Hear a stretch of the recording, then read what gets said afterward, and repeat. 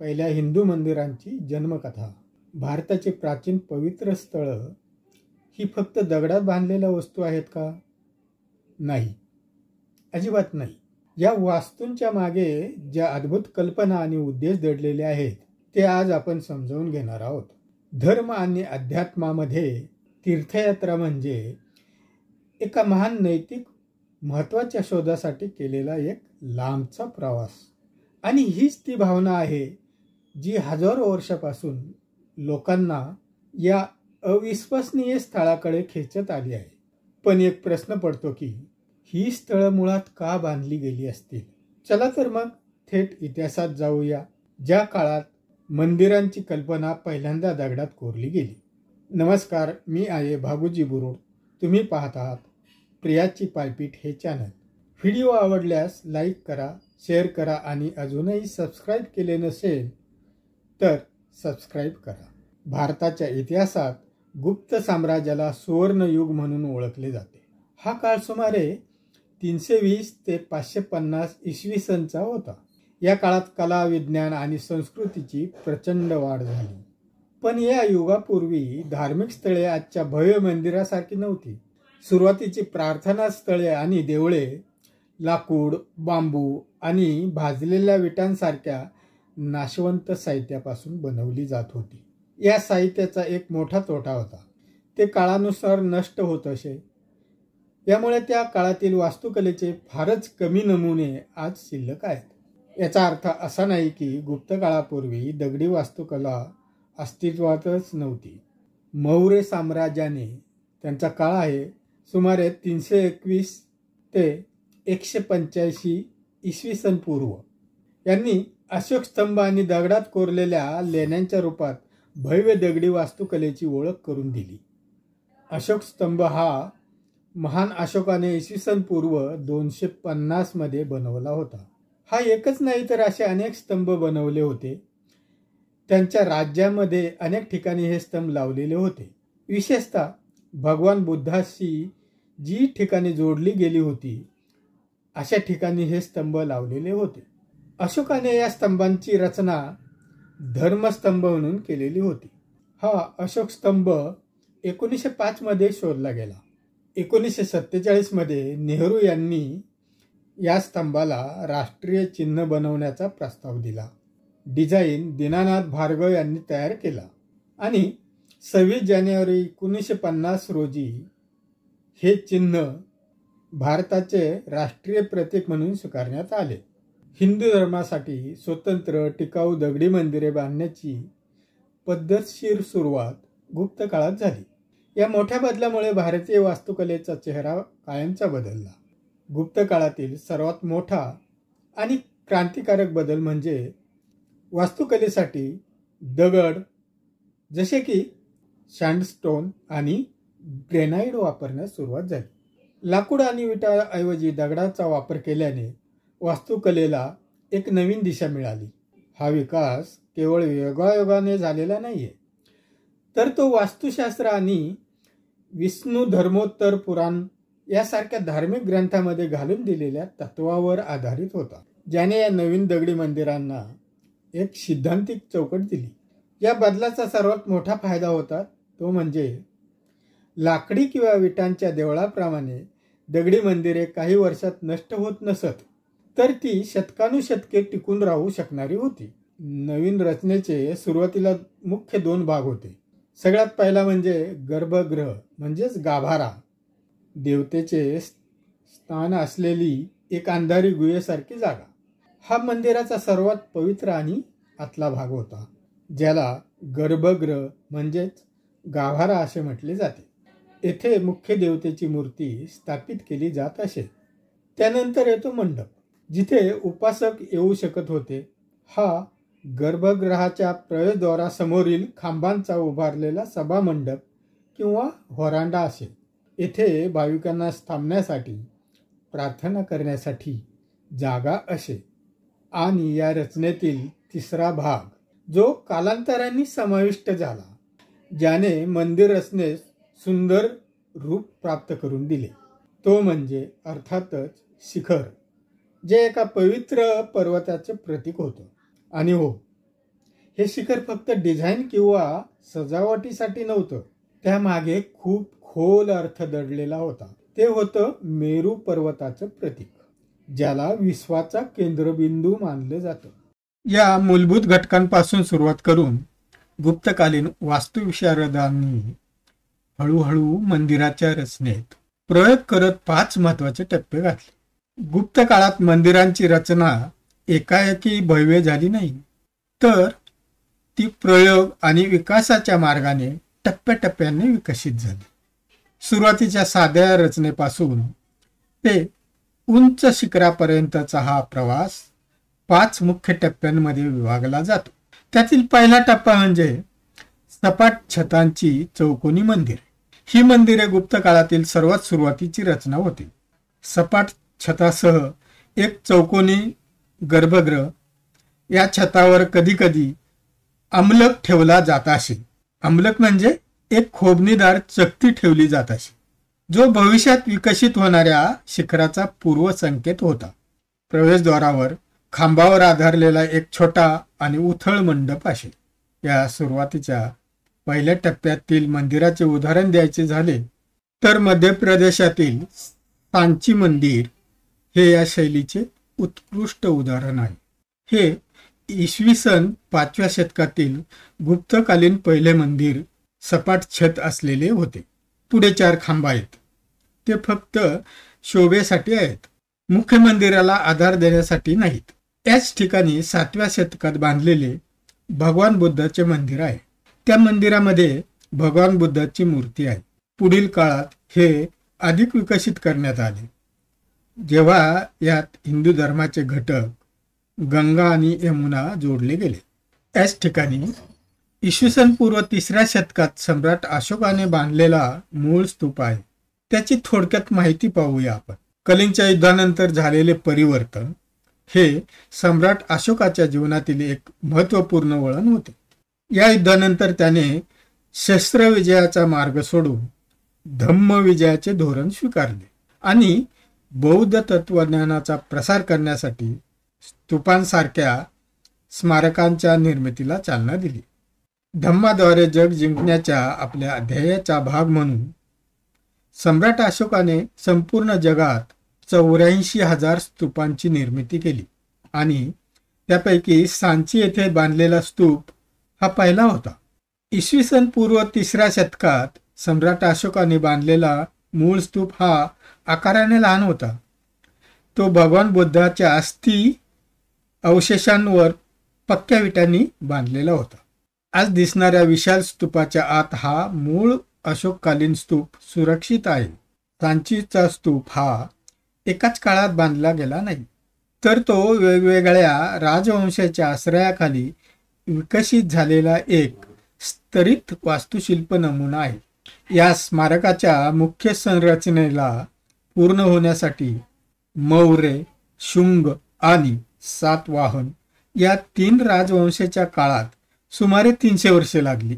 या राजांनी अशोकाच्या मूळ स्तूपाला आज दिसणारे भव्य रूप प्राप्त करून दिले. सम्राट अशोकानंतर सुमारे 100 वर्षांनी शुंग वंशाचा राजा अग्निमित्र याने मूळ विटांच्या स्तूपाला दगडाने पूर्णपणे वेढून त्याचा आकार दुप्पट केला. सातवाहन वंशातील राजा गौतमीपुत्र सातकर्णी याच्या काळात सांचीच्या वास्तुशिल्पात सर्वात महत्त्वपूर्ण आणि कलात्मक भर पडली. या काळात स्तूपाच्या 4ही दिशांना भव्य आणि अलंकृत तोरणे उभारण्यात आली. इथं तोरणे म्हणजे प्रवेशद्वारे आहेत. ही तोरणे तत्कालीन समाज आणि आंतरराष्ट्रीय संबंधावर प्रकाश टाकतात. काही शिल्पांमध्ये ग्रीक वेशभूषेतील भक्त कोरलेले आहेत. या 4 प्रवेशद्वारांमध्ये 4 मुख्य प्रतीकांचा वापर आढळतो. बोधी वृक्ष ज्ञान प्राप्तीचे प्रतीक म्हणून, छत्र किंवा छत्री राजेशाही आणि गौरवाचे प्रतीक म्हणून, कमळ हे जन्माचे प्रतीक आणि स्तूप महानिर्वाणाचे म्हणजेच मृत्यूचे प्रतीक. 1818 मध्ये ब्रिटिश अधिकारी जनरल टेलर यांनी या स्थळाचा पुनर्शोध लावला.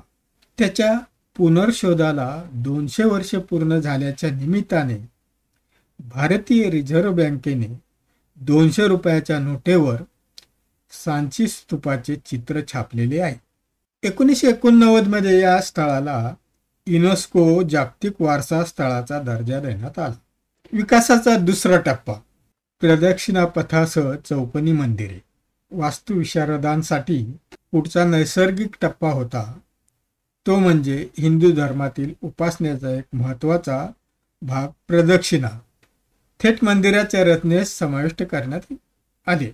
यात मुख्य गर्भगृहाभोवती एक आच्छादित प्रदक्षिणा मार्ग जोडण्यात आला. यामुळे भाविकांना देवतेभोवती प्रदक्षिणा घालण्याची सोय झाली, जी हिंदू धर्मातील एक महत्त्वाची पूजाविधी आहे. या दुसऱ्या टप्प्यातील मंदिरांचे उदाहरण द्यायचं झालं तर मध्य प्रदेशातील नचनाकुठरा येथील पार्वती मंदिर या शैलीचे प्रतिनिधित्व करते. 5व्या किंवा 6व्या शतकातील गुप्तकालीन पार्वती मंदिर हे साध्या बांधणीचे, सपाट छताचे आणि शिखराशिवाय आहे.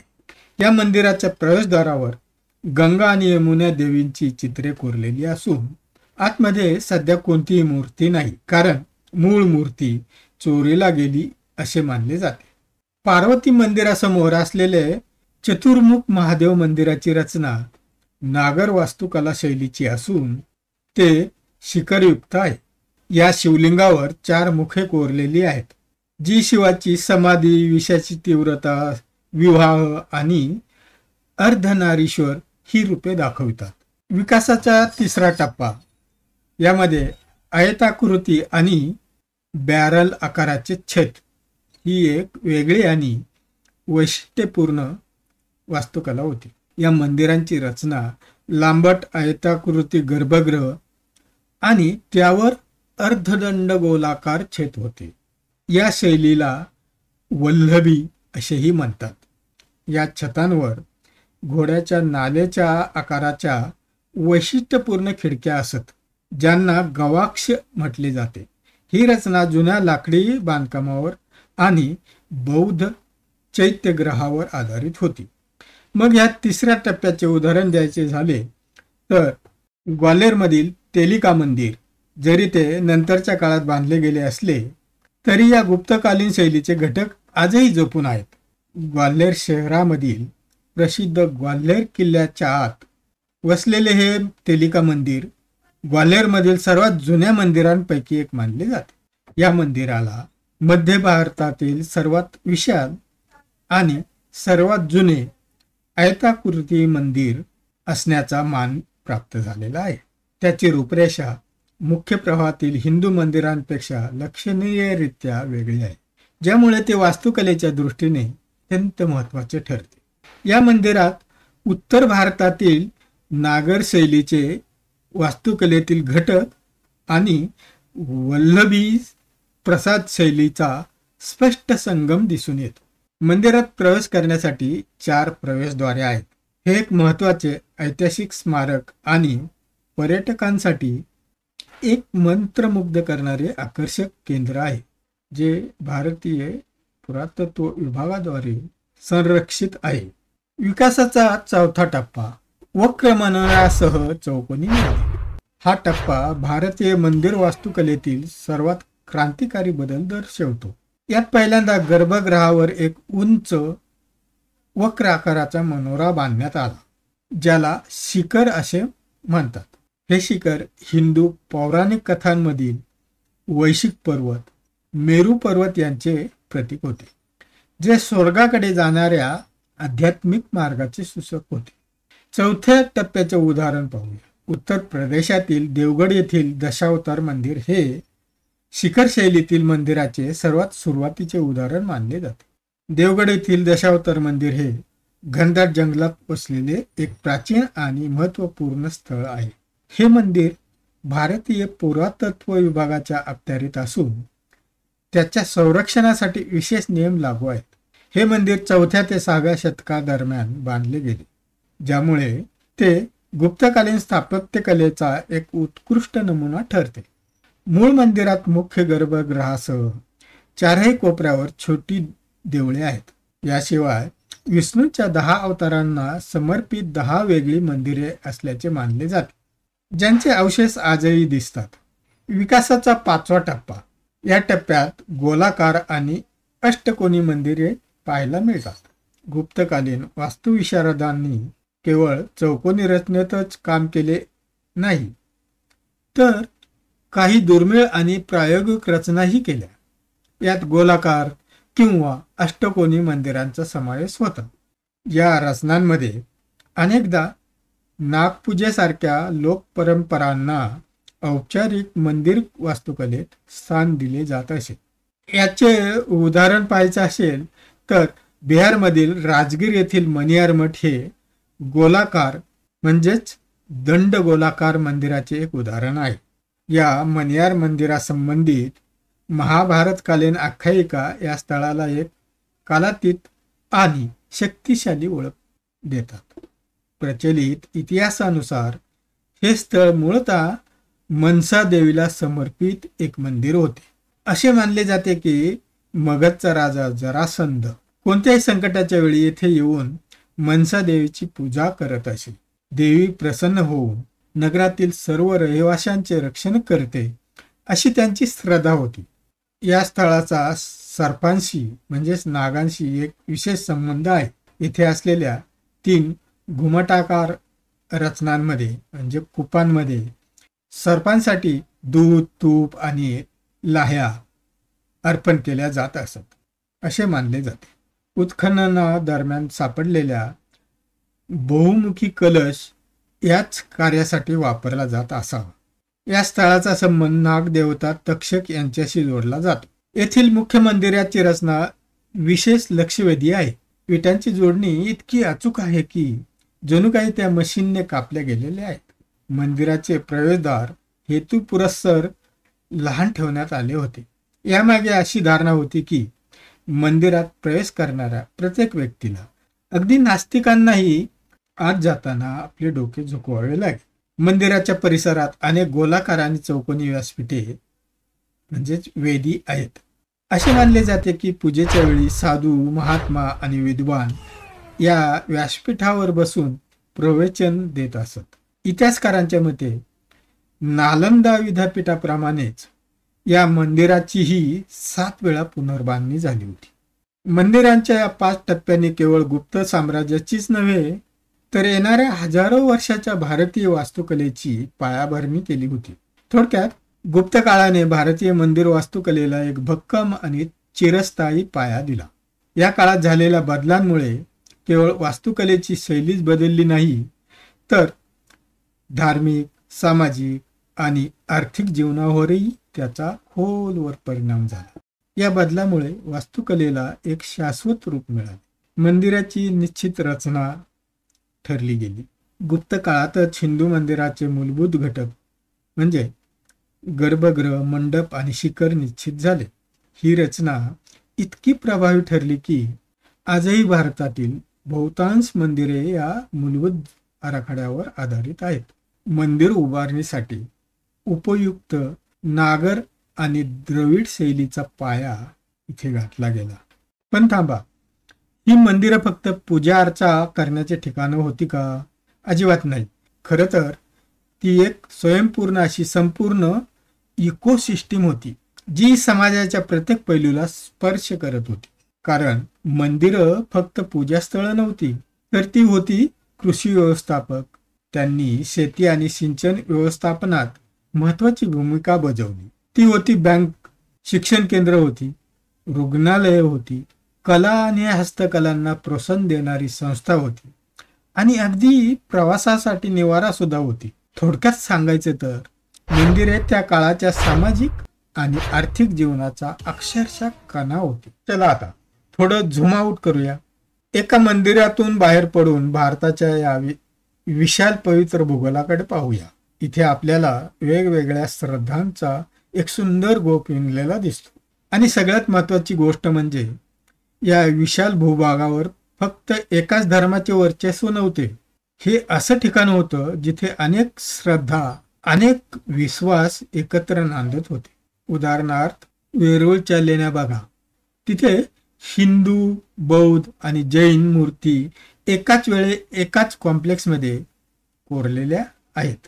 किंवा खजुराहो, तिथे भव्य हिंदू मंदिरासोबतच त्याच काळात बांधलेली महत्वाची जैन मंदिरही आपल्याला दिसतात. हे सह अस्तित्व म्हणजे त्या काळातल्या सांस्कृतिक समृद्धीचे प्रतीक आहे. या प्राचीन स्थळांची आज काय स्थिती आहे? हे खरं आहे की काळानुसार यापैकी अनेक प्राचीन स्थळे दुर्लक्षित झाली, त्यांची दुरावस्था झाली, पण त्यांची कहाणी अजून संपलेली नाही. आजही या पडझड झालेल्या मंदिरांचा जीर्णोद्धार करण्यासाठी सरकार निधी मंजूर करते व काळजीपूर्वक पुन्हा उभे करून आपला हा प्राचीन वारसा जपते.